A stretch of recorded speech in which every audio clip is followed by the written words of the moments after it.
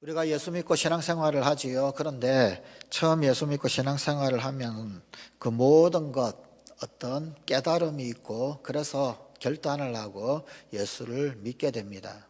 그런데 점차적으로 신앙생활을 해 나가다 보게 되면은 우리가 모든 것을 전부 다 알고 정답을 알고 믿음 생활을 하는 것은 결코 아닙니다. 그래서 신앙생활을 하다가 질문이 생길 수 있고 모르는 것이 혹은 아니면 궁금증이 생길 수 있습니다. 처음에는 진리를 발견하고 또 예수 만난 기쁨에 하나님 나라에 대하여서 혹은 복음에 대하여서 희미하도 모든 것이 마치 수건이 벗겨져서 정확하게 알게 된 것처럼 구원의 도를 알게 됩니다. 그리고 그런 확신이 있으니까 믿음 생활, 신앙 생활, 교회 생활 하는 것입니다. 그런데 시간이 지나고 세월이 지날수록 점점 알고 믿는 것보다도 모르고 믿는 것이 더 많다라고 하는 것을 어느 순간 깨닫게 됩니다. 그리고 사실 이것이 진짜 우리의 신앙 선배들의 고백이기도 하고 그리고 또한 우리들의 정직한 고백입니다. 우리가 정말로 정직하게 말을 하자면 전부 다 알고 믿는 것, 그것보다는 모르고 믿는 것, 그것이 사실 꽤 많다라고 하는 것이 진짜 정직한 우리의 고백일 것입니다. 그래서 초대교회의 위대한 교부 중에 한 사람이었던 터툴리아는 믿으면 안다라고 말을 했습니다. 알면 믿는다가 아니라 믿으면 안다라고 설파를 하였습니다. 자, 그런데 우리가 신앙생활을 하면서 잘 알지 못하는 수많은 것 중 조금 전에 광고 시간에 말씀드렸던 가톨릭 교리에 대한 부분도 그런 부분 중에 하나일 것입니다.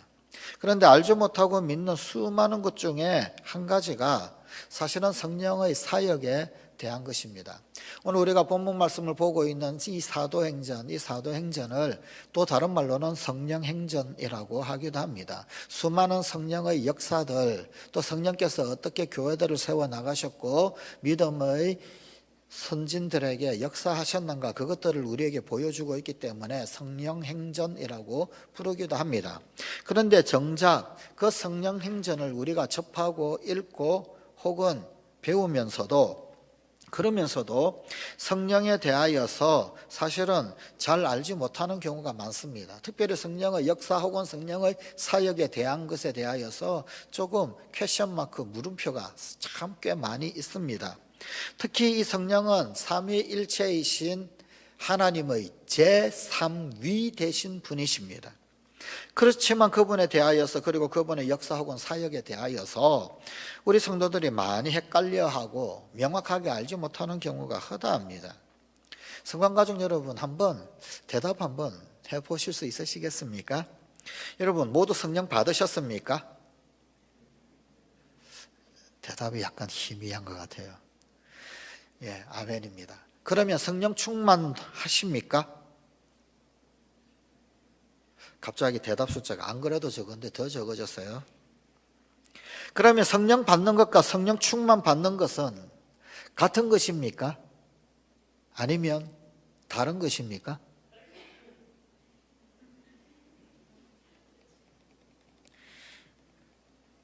성령 세례 받으셨습니까? 그건 또 아멘이시네요. 그럼 성령 충만은 받으셨나요? 아멘이십니까? 예. 그럼 성령 세례와 성령 충만은 같은 것입니까? 다른 것입니까? 아멘으로 답할 수 없는 질문을 드려야 답이 없으시군요. 사실은 우리는 성령에 대해서 잘 모릅니다. 성령 받는 것하고 성령 세례 받는 것하고 같은 것인가? 성령 충만은 받는 것인가? 아니면 성령 충만해지는 것인가? 성령 세례가 곧 성령 충만인가? 아니면 다른 것인가? 만약 다르다라고 한다면 어떻게 다른 것인가? 사실 참 교회는 오래 다녔지만 명확하게 이렇다 저렇다 말을 못하는 경우가 꽤 많이 있죠. 예수님께서 부활하시고 난 이후에 40일 동안 제자들과 함께 계시면서 부활을 목격하도록 하셨습니다. 그리고 성천하셨죠. 그런데 성천하실 때 그때 성천하시기 전에 이런 말씀을 하셨습니다. 사도행전 1장 4절 5절입니다. 예루살렘을 떠나지 말고 내게 들은 바 약속하신 것을 기다리라. 요한은 물로 세례를 베풀었으나 너희는 몇 날이 못되어 성령으로 세례를 받으리라. 예수님께서 성령으로 세례 받을 것이다. 성령 세례에 관한 말씀을 하셨습니다. 자, 그리고 오순절 날이 되었어요. 제자들이 마가다락방에 모여서 기도했습니다. 그런데 그때 성령이 임하셨죠. 그런데 바로 그날의 사건을 사도행전 2장 4절은 이렇게 기록하고 있습니다.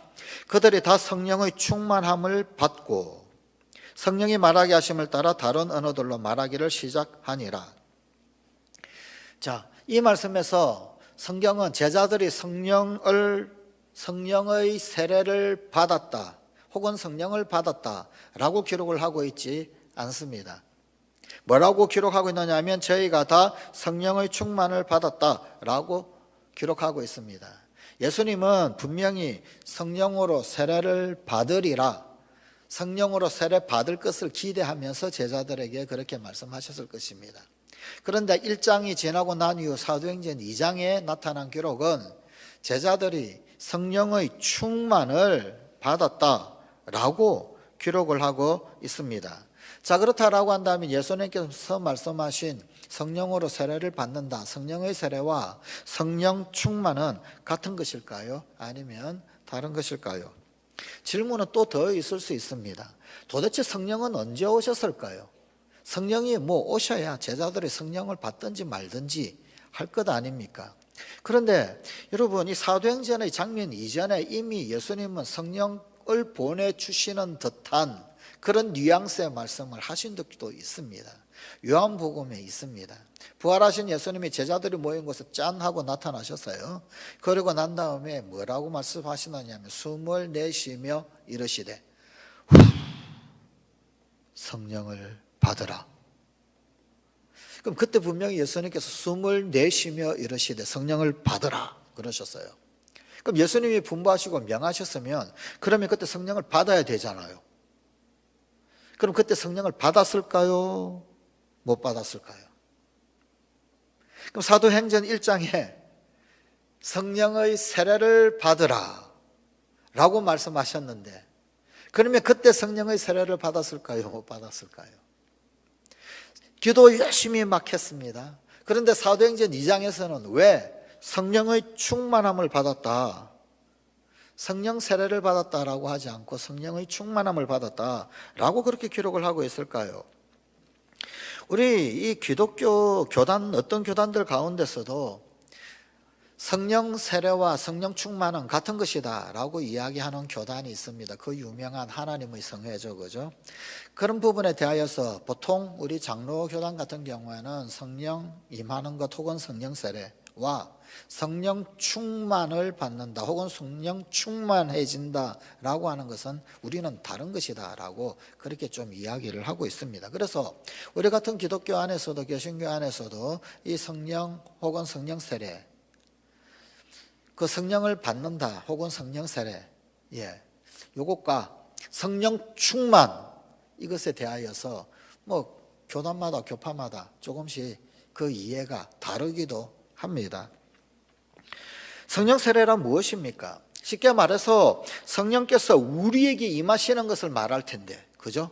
성령이 우리에게 임하시는 것, 그것을 성령 세례라고 할 텐데, 그러면 성령은 우리에게 도대체 어떻게 임하십니까? 성령이 우리에게 임하는 것은 하나님의 일방적인 사역으로서 하나님의 뜻에 의해서 주어지는 것입니까? 아니면 우리가 사모하고 힘쓰고 애써가지고 성령을 받아내는 걸까요? 매달려 구해야지 얻을 수 있는 것일까요? 사도행전 1장 8절 말씀에 의하면 오직 성령이 너희에게 임하시면이라고 기록하고 있습니다. 오직 다만 성령이 너희에게 임하시면 이라고 하신 것 보면 성령이 임하신다라고 하는 것은 성령님의 뜻에 의해서 임하시는 것을 전제하는 말씀이다라는 것을 좀 눈치챌 수 있습니다. 우리의 어떤 노력의 대가로 임하시는 것이 아니다라는 겁니다. 또 요한복음 14장 16절에는 내가 주께 구하겠으니 그가 또 다른 보혜사를 너희에게 주사. 구하시는 분은 주님, 성자 예수님이십니다. 예수님이 구하셨고 예수님이 또한 성령, 보혜사를 주시겠다는 거예요. 성부께서 보혜사를 보내주신다라는 겁니다. 그 성부 하나님이 보내주시는 거예요. 베드로는 사도행전 2장 38절에서 오순절날 예루살렘 거리에서 전도를 하면서 이런 설교를 했습니다. 성령을 선물로 받으리라. 성령은 선물이다 라는 것이지요. 선물이란 주시는 이의 뜻을 따라서 주어지는 것입니다. 주시는 분의 뜻에 따라서 주는 거지, 뭐 우리가 원하는 대로, 우리의 방편, 우리의 방법대로 어떻게 우리가 얻을 수 있는 그런 것이 아니죠. 선물이다라고 표현을 하고 있습니다. 성령은 주시기를 원하시는 하나님의 뜻에 따라서 임하시는 것입니다. 또 히브리서 2장 4절도 하나님이 자기 뜻을 따라 성령을 나눠주신다라고 말씀을 하고 있습니다. 하나님 뜻에 의해 성령이 임하게 되는 겁니다. 성령이 우리에게 임하시는 것은 그분의 뜻입니다. 그리고 그분의 선택된 사람에게 그분이 원하는 때에 내려주시는 것입니다. 그러면 성령의 충만은 또 무엇입니까? 성령을 받아 예수님을 주님으로 믿고 구원을 받습니다. 구원을 위해서 우리에게 임하시는 성령의 역사, 그것을 성령의 세례라고 합니다. 그리고 이것은 성령의 일방적인 사역으로 이루어지는 것입니다. 그래서 선물이라고 하는 것입니다. 우리가 예수 그리스도를 영접한다라고 표현을 하고 있지요. 자, 예수님을 영접하는데 어떻게 영접하시나요? 제2이신 하나님, 성자이신 예수님, 이 땅 가운데 육신의 몸을 입고 오신 그분을 우리 마음 가운데, 우리 심령 가운데 영접하나요? 어떻게 생각하십니까? 십자가에 달리셨던 성자 예수님, 이 땅 가운데 육신을 입고 오셨던 그 예수님이 우리의 가슴을 확 찢어가지고 열고, 그리고는 그분이 쑥 들어오시는 건가요? 우리가 예수님을 영접한다, 그리고 그분이 우리의 심령의 주인이 되시고 예수님 영접함으로 말미암아 구원을 받았다, 표현은 그렇게 합니다. 그런데 본질적인 뜻은 뭔가요? 사실은 예수의 영이 우리 심령에 들어오시는 거죠. 예수의 영이 내 안에 들어오시는 거예요. 제2위신 성자, 육신의 몸을 입고 이 땅 가운데 오셔서 십자가에 달리셨던 그분이 내 안에, 내 속에 들어오시는 게 아니잖아요. 예수의 영이 들어오시는 거예요. 예수의 영을 우리는 또 다른 말로 성령이라고 합니다. 그러니까 사실은 우리가 언어적 표현으로는 예수님을 영접한다라고 하는 표현을 씁니다만 사실은 예수의 영을 영접하는 겁니다. 또 다른 말로 이야기를 하자면 성령을 영접하는 겁니다. 그러면 성령께서 내 안에 들어오셨을 때 그때 성령을 받은 것일까요? 안 받은 것일까요? 성령을 받아야, 그래야 성령께서 그분이 내 안에 들어오시지 않겠습니까? 무슨 이야기냐면 우리가 성령 세례를 받는다 혹은 아니면 성령께서 우리 가운데 임하신다라고 하는 것, 이것은 성령의 일방적인 사역이고 선물이고, 이것은 또한 마치 우리에게 구원이 주어지는 것처럼 그와 똑같은 원리다라는 겁니다. 예수 그리스도를 영접한 자들은 구원을 선물로 받습니다. 구원을 받게 됩니다. 마찬가지입니다. 성령께서 우리 안에 들어오실 때 구원이 우리에게 자동적으로 주어지는 것과 같은 겁니다. 그래서 성령이 임하신다 혹은 아니면 성령 세례, 성령이 내 안에 오신다라고 하는 표현, 이것은 내가 구원받는다라고 하는 표현하고 동전의 양면과도 같은 그런 관계가 있습니다. 구원은 받았는데 성령이 안 오셨다, 성령이 내 안에 임재하시지 않는다, 이 말이 안 되는 말이에요.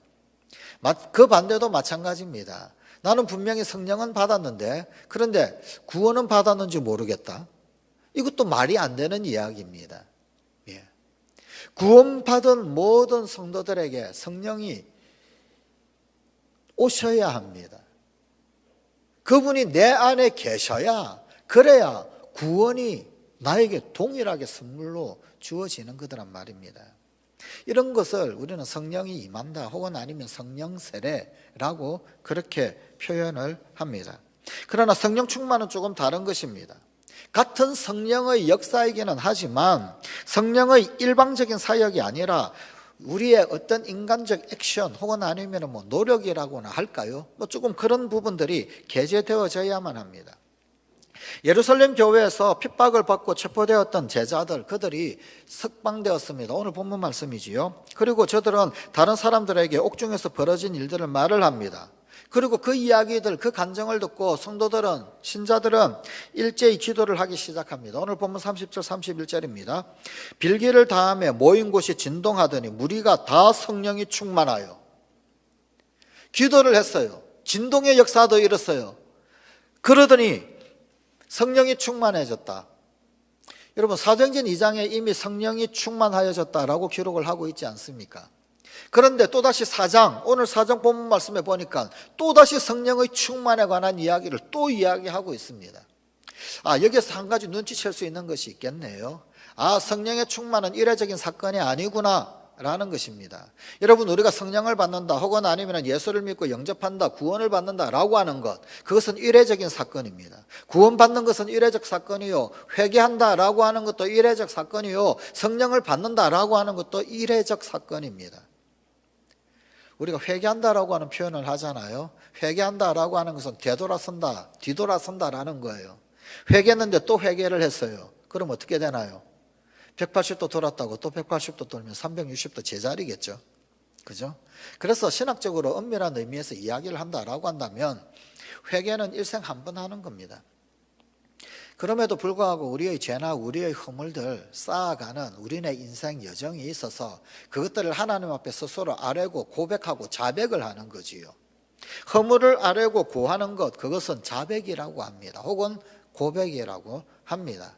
회개는 내 인생 여정 발걸음을 통째로 뒤돌아서는 거예요. 터닝 백이라고 그러죠. 뒤돌아서는 것. 그래서 엄격하게 굳이 구분해서 정확한 용어를 사용해서 쓴다면 회개는 일생에 한 번 하는 겁니다. 그러나 그럼에도 불구하고 우리가 습관적으로 편의상 회개기도 이런 표현을 하는 거죠.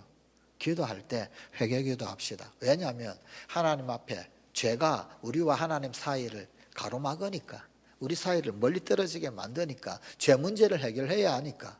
그런데 그런 부분을 그냥 편의적으로 회개기도라고 하는 표현을 쓰는데 굳이 뭐 좀 학술적인 혹은 아니면 신학적인 엄밀한 용어를 써서 이야기하자라고 한다면 사실은 회개기도라고 하는 말보다는 자백기도 혹은 아니면 고백기도라고 하는 말이 좀 더 정확한 말이지요. 그런데 우리는 습관적으로 회개기도 뭐 이런 표현을 씁니다. 여러분, 우리 언어 표현에 그런 표현이 꽤 많죠. 이를테면 그런 거예요. 초가집.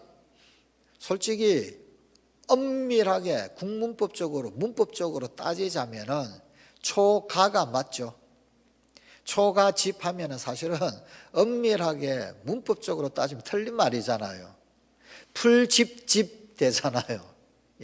풀초자에 집가자, 거기에다가 한글로 집자를 또 붙였으니 초가집 그러면은요, 풀집집이에요.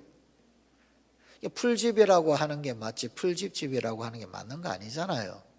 그럼에도 불구하고 우리는 습관적으로 초가집이라는 말 씁니다.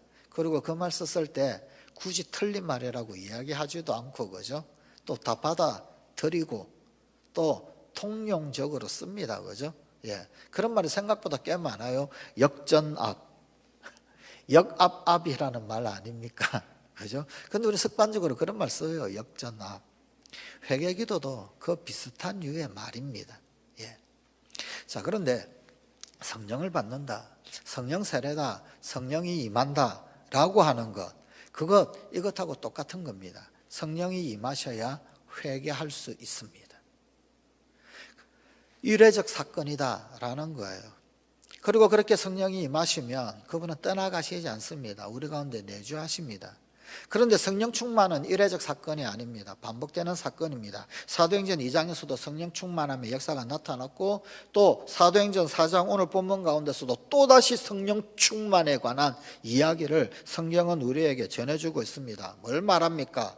반복적 사건이어야 되고 계속적으로 우리 가운데 일어나야 유지가 될 수 있는 사건이다라고 하는 것을 우리에게 보여주고 있는 거지요. 사울이 다메섹으로 가는 도중에 밝은 빛과 함께 부활하신 예수님을 만납니다.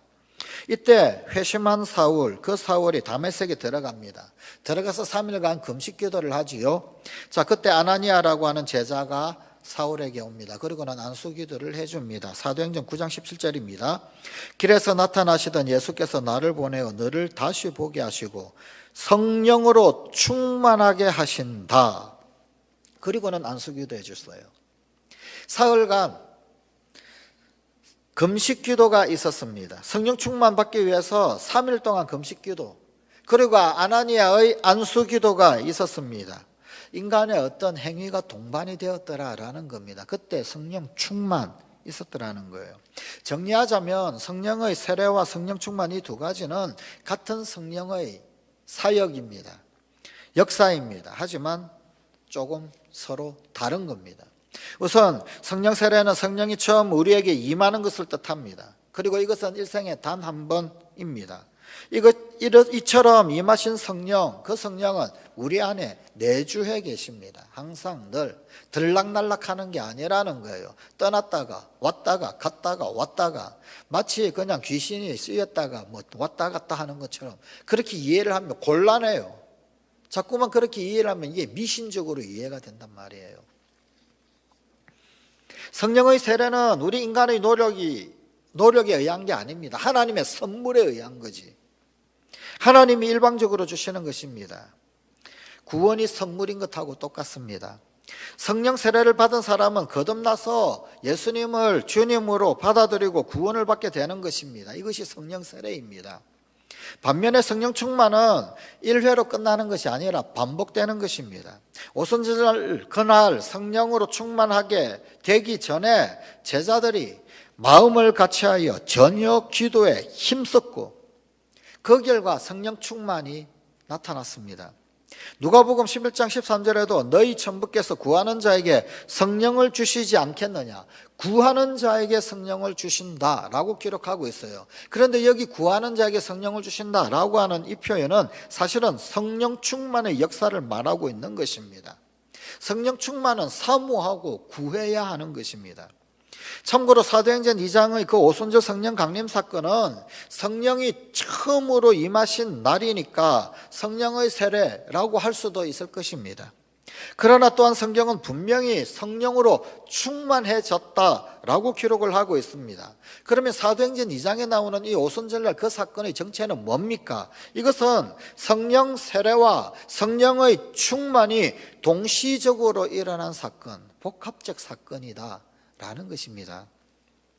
무엇보다도 잊지 말아야 할 것은 한 번 오신 성령, 그분은 떠나시지 않고 우리 속에 항상 내주해 계신다라는 것입니다. 우리 주님 예수의 영이 떠나가셨다가 나와 함께 하셨다가 떠나가셨다가 나와 함께 하셨다가, 그러면은 이게 뭐가 되겠습니까?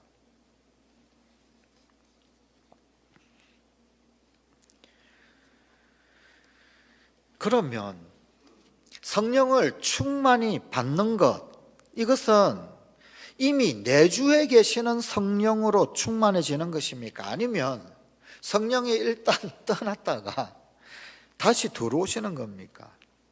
그것도 아니면 또 다시 성령이 임하시는 것일까요? 만일 내주에 계시는 성령의 충만이다라고 한다면 그 내주에 계시는 성령과 충만은 어떤 관계가 있을까요? 성령 충만의 본질은 이것입니다. 성령의 충만은 물량적으로 가득 채워지는 것, 그런 것이 아닙니다. 인격적인 성령에 의해서 우리가 인격적으로 성령의 지배를 받는 것, 그것을 말합니다.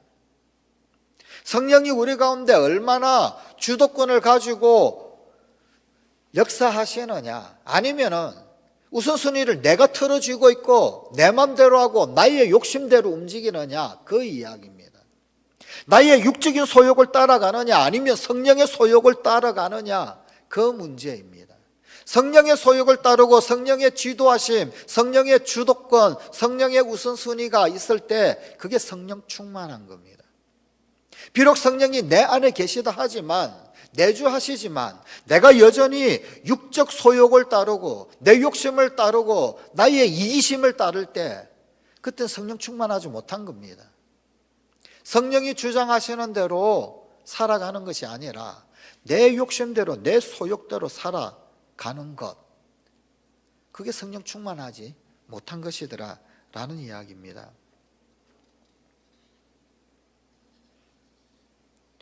성령 충만을 인격적인 하나님이 보내신 그 성령께서 인격적으로 오셔서 인격적으로 지배한다, 이 사실을 이해하지 못하게 되면, 이 성령의 충만을 물량적으로 이해를 하게 되면, 그러면 이단 비슷한 그런 어떤 이 결론이 도출됩니다.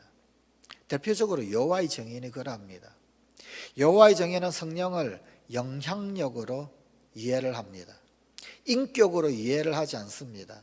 영향력으로 이해를 합니다. 물량으로 이야기하는 거예요. 어떤 성령의 물량이 그냥 많이 쫙 퍼부어지면 그러면 성령이 충만해지는 거예요. 그런데 그 퍼부어지는 것이 그냥 이 수돗물 잠겨서 쫄쫄쫄쫄쫄쫄 이렇게 흘러지면 그러면은 없어지는 거예요. 충만하지 못하게 되는.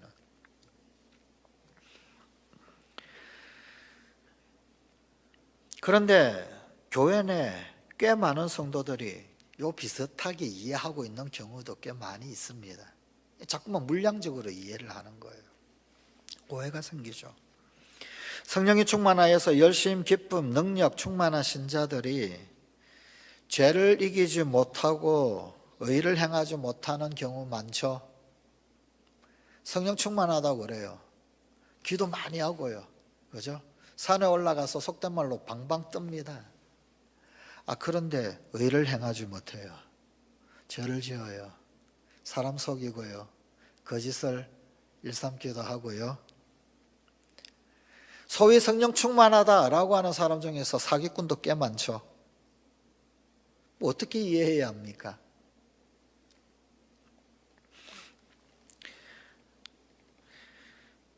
그 이유가 뭔가? 성령의 충만을 성령의 지배, 성령의 주도권이라고 하는 사실을 모르기 때문입니다. 진정한 성령 충만은 성령께서 주도권을 가지시고 성령께서 다스리시는 것이고 성령께서 우선권을 가지시는 겁니다. 육의 소욕이 아닌 성령의 소욕이 우선순위에 있고 우리를 주장하는 것입니다. 그러지 않으면요, 겉으로 소위 충만하다라고 하는 사람들이 의를 행하지 아니하고 오히려 불의를 행하고 혹은 아니면 죄와 가까이 하는 경우 비일비재하게 많이 발생합니다. 성관가족 여러분, 성령의 지배를 받지 못한 삶은 겉으로 성령 충만한 것처럼 제 아무리 보여도 미안하지만 성령 충만이 진정한 성령 충만이 아닙니다. 아무리 성령으로 충만했다라고 광적으로 날뛰어도 우리네 삶 가운데서 성령의 지배, 성령의 우선순위, 성령의 지도권이 실현되지 않는다라고 한다면 그것은 성령 충만이 아닙니다. 이 땅에는 성령으로 충만하게 보이는 듯한 신자들이 굉장히 많이 있습니다. 그러나 성령의 뜻대로 사는 그리스도인은 적습니다. 진짜 성령으로 충만되어 있지 않기 때문입니다. 에베소서 5장 18절 말씀입니다. 술 취하지 말라. 이는 방탕한 것이니 오직 성령의 충만을 받으라. 오직 성령의 충만을 받으라. 자, 이 말씀을 현대인의 성경은 이렇게 번역하고 있어요. 여기 성령 충만 받으라 무슨 뜻일까요? 술 취하지 마십시오. 이것 때문에 방탕하게 됩니다. 오히려 여러분은 성령으로 충만해지십시오. 지금 여기 성령 충만을 받으라라고 하는 것은요, 내 안에 계신 내주하신 성령이 가득하게 되어라, 충만하게 되어져라, 지금 그런 이야기입니다. 왔다 갔다 그런 말이 아니고요. 물량적인 이해가 아닙니다. 내 안에 계신 그 성령으로 가득 충만하라. 새로운 것을 받는 그 어떤 것이 아니라 내 안에 계신 그분이 우선순위를 가지도록 하라. 나를 완전히 주장하도록 하라.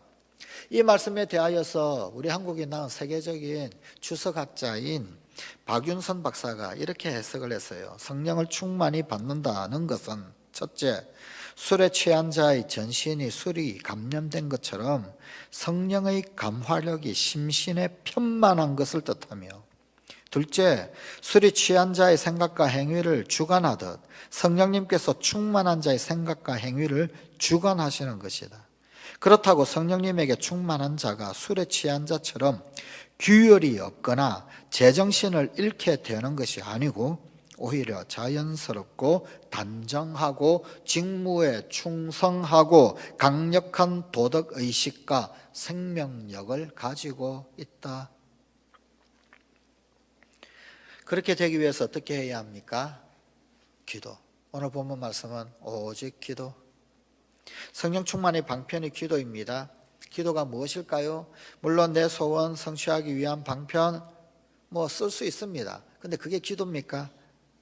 돈 벌고 병 고치고 아들 딸 잘 되게 하고 사업 성공하게 하는 등등, 이게 기도의 전부일까요? 이런 기도 하지 말라는 건 아닙니다. 기도에는 우리의 이런 소원이 담길 수 있습니다. 충분히 그럴 수 있습니다.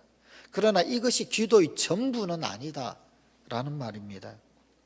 기도의 개념이 분명하지 않으면 우리 신앙을 미신으로 전락시키기가 참 쉽습니다. 제자들의 기도, 그들이 뭐라고 기도했는가? 그것을 보십시오. 그들의 기도의 목적과 내용이 자기 일신상의 평안 혹은 건강, 안전 이런 것 아니었습니다. 그들이 무엇을 위해서 기도했습니까? 오늘 본문 29절입니다. 종들로 하여금 담대히 하나님의 말씀을 전하게 하여 주시옵소서. 그들의 기도는 하나님 말씀 선포를 위한 기도였습니다. 사명을 위한 기도입니다. 둘째, 표적과 기사가 거룩한 종 예수의 이름으로 이루어지게 하옵소서. 30절이지요. 예수님의 이름이 높여지고 예수 이름 영광 나타나고 예수 영광이 그분께 온전히 돌아가도록 그렇게 기도를 했습니다. 여러분, 이 제자들은 자신들의 소원을 위해서 기도하지 않았습니다. 하나님 나라를 위해서, 하나님 영광 위해서 기도했습니다. 그들은 나라고 하는 존재는 일단 차선이었어요. 나는 이미 숨겨지고 없습니다. 지금 어디에도 나가 없잖아요. 나라고 하는 존재에서 떠나 있습니다. 오직 주님, 오직 예수님, 오직 하나님, 그분께 목적이 집중되어져 있습니다. 로마서 8장 7절의 말씀입니다. 육신의 생각은 하나님과 원수가 되나니 이는 하나님의 법에 굴복하지 못할 뿐 아니라 할 수도 없습니다. 우리는 어떻게 기도하고 있을까요? 성령 충만하다라고 하면서 여전히 나가 충만하면 이것은 상당히 이율배반적인 것입니다.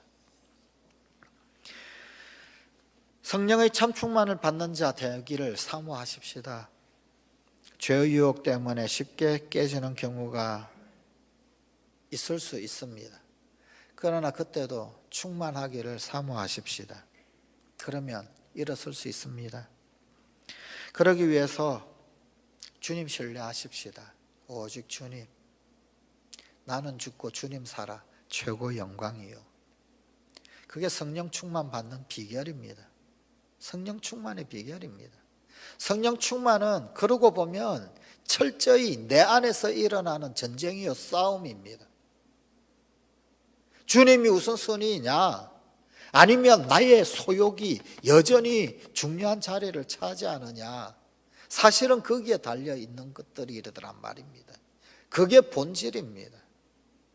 얼마나 금식했느냐가 본질이 아니라 몇 시간을 기도했느냐가 본질이 아니라 성 베드로 성당의 계단을 얼마나 무릎 꿇고 피 터지면서 무릎 까지면서 그러면서 기어 올라갔느냐, 그게 아니라 내가 주인인가, 나의 소욕이 주인인가, 주님이 주인이신가, 그게 본질입니다. 형태는 다 다를 수 있습니다. 드러나고 나타나는 모양새는 다 다를 수도 있습니다.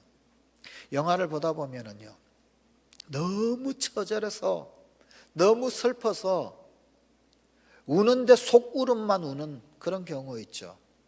슬프지 않기 때문에 겉으로 엉엉 울지 못하는 걸까요? 어떤 경우에는 바깥으로 엉엉 우는 소리를 전혀 내뱉지 못함에도 불구하고 그 속에 아라리 창자가 끊어지는 듯한 단장의 슬픔을 속으로 삼키면서 끄끄끄거리는 그런 울음도 있지 않습니까? 그러나 그 어떤 것하고도 비교할 수 없는 극한 슬픔이잖아요. 그저 바깥으로 소리 내어서 큰 소리로 운다라고 해서 슬픔을 표현하는 것 다가 아니더란 말입니다. 기도의 사람 한나는 엘리제 사장이 보기에는 술 취한 것처럼 보였어요. 야, 네가 대낮부터 포도주에 취해가지고 그러느냐. 그런데 그녀의 심정은 그 누구의 기도보다도 하나님 앞에 절절한 기도였지 않습니까? 하나님 앞에 심정을 통한 것뿐이다. 모양새 가지고 너무 현혹되지 마십시오. 모양새는 이럴 수도 있고 저럴 수도 있습니다. 물론 너무나 원통하고 고통스러워서 온 동네가 전부 다 떠나가도록 지축이 흔들리도록 대성통곡하며 울 수도 있습니다. 그것도 극한 슬픔의 표현이겠지요. 성령 충만도 마찬가지입니다. 너무 좋아서 주체하지 못하는 밖으로 터져나오는 즐거움과 기쁨으로 드러날 수도 있습니다. 그러나 또 다른 경우에는 세상 그 무엇도 알 수 없는 고요, 세상 그 무엇과도 바꿀 수 없는 기쁨, 세상 그 무엇과도 비교될 수 없는 평안으로 가득 채워지는, 알알이 채워지는 충만으로 우리 가운데 나타날 수도 있습니다. 너무 현상에 집중하지 마십시오. 정말 주의 영이 나를 다스리고 있는가? 아니면 나는 오늘도 내 소욕에 더 귀를 기울이는가? 성령 충만함 받아야 합니다. 받아야죠. 우리 속에 계시는 그 성령님, 내재하신 성령님, 그 성령님을 나의 소욕으로 옴짝달싹 못하도록 꽁꽁 싸매어 둬버리면 그것도 죄지요. 내재하신 그 성령님을 하여금 옴짝달싹 못하도록 만들어버리면 그것도 죄지요. 그러기에 성도는, 성령 받은 성도는, 구원받은 성도는 성령 충만해야만 할, 성령이 우리 가운데 다 드러나셔야 할 당위성을 가지고 있습니다. 성령 충만한 우리 성관 가족들이 꼭 되십시다. 기도하시겠습니다. 아버지 하나님,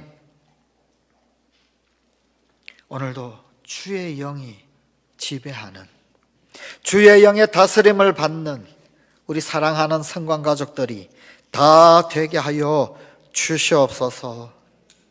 우리 주 예수님 이름으로 기도드리옵나이다. 아멘.